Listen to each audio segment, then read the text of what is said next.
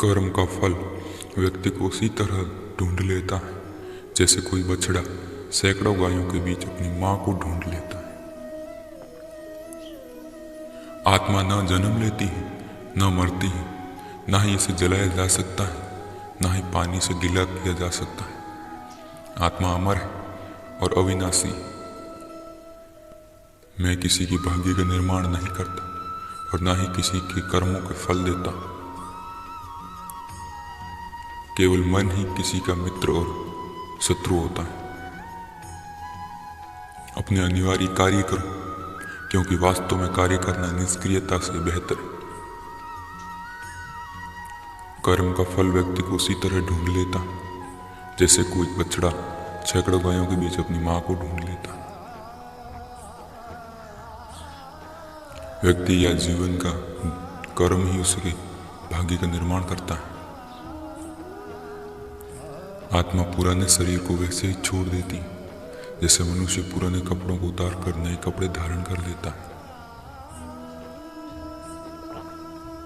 मैं सभी प्राणियों के हृदय में विद्यमान हूं। ऐसा कुछ भी नहीं, चेतन या अचेतन, जो मेरे बिना अस्तित्व में रह सकता हो। वह जो मृत्यु के समय मुझे स्मरण करते हुए अपना शरीर त्यागता है, वो मेरे धाम को प्राप्त होता है, इसमें कोई संशय नहीं। वह जो इस ज्ञान में विश्वास नहीं रखते, मुझे प्राप्त किए बिना जन्म और मृत्यु के चक्कर का अनुगमन करते। कोशिश की जाए तो अपने अशांत मन को आसानी से नियंत्रित किया जा सकता है। इंसान नहीं, उसका मन किसी का दोस्त या दुश्मन होता है। मन शरीर का हिस्सा है। सुख दुख का एहसास करना आत्मा का नहीं, शरीर का काम है।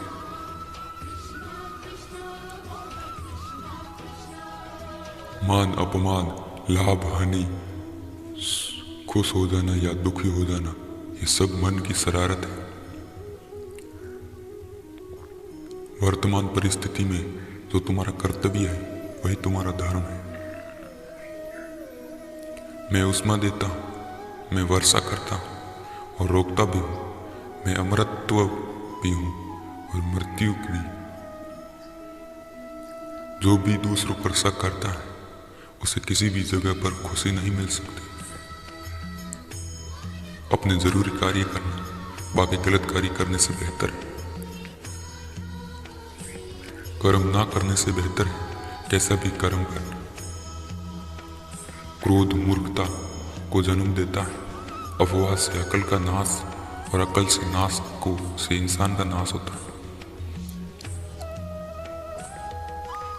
मेरे भी कई जन्म हो चुके, तुम्हारे भी कई जन्म हो चुके। ना तो ये मेरा आखिरी जन्म है और ना ये तुम्हारा आखिरी जन्म है।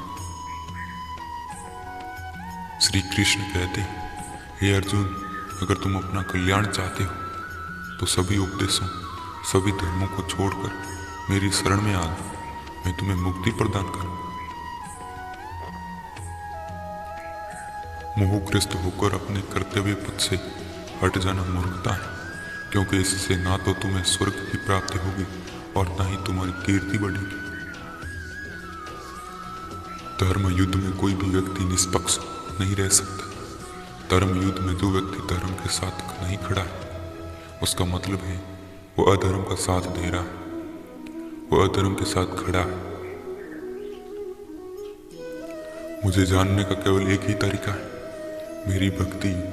मुझे बुद्धि द्वारा कोई नहीं जान सकता, ना समझ सकता। मैं सभी प्राणियों को जानता हूं, सभी के भूत, भविष्य और वर्तमान को जानता हूं, लेकिन मुझे कोई नहीं जानता। जो मुझे जिस रूप में पूजता है, मैं उसी रूप में उसकी पूजा का फल देता हूं। जन्म लेने वाले व्यक्ति की मृत्यु निश्चित है और मरने वाला व्यक्ति का फिर से जन्म लेना निश्चित है। मैं ही इस सृष्टि की रचना करता हूं, मैं ही इसका पालन पोषण करता हूं और मैं ही इसकी सृष्टि का विकास करता हूं। भगवान सभी लोगों के मन में बसते हैं।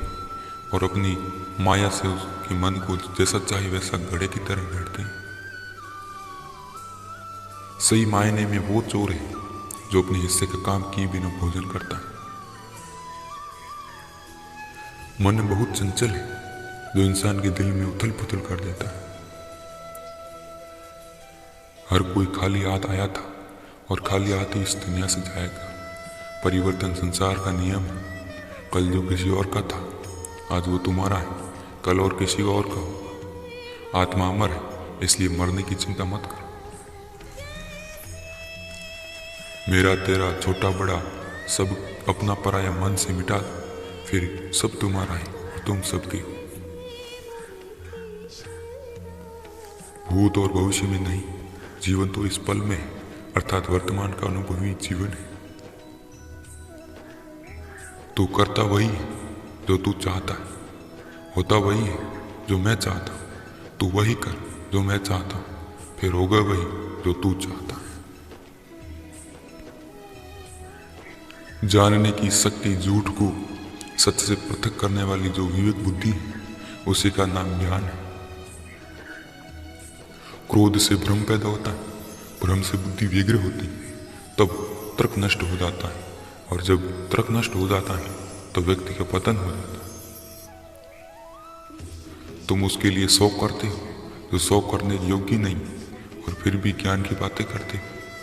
बुद्धिमान व्यक्ति ना जीवित और ना ही मृत व्यक्ति के लिए शौक करते हैं।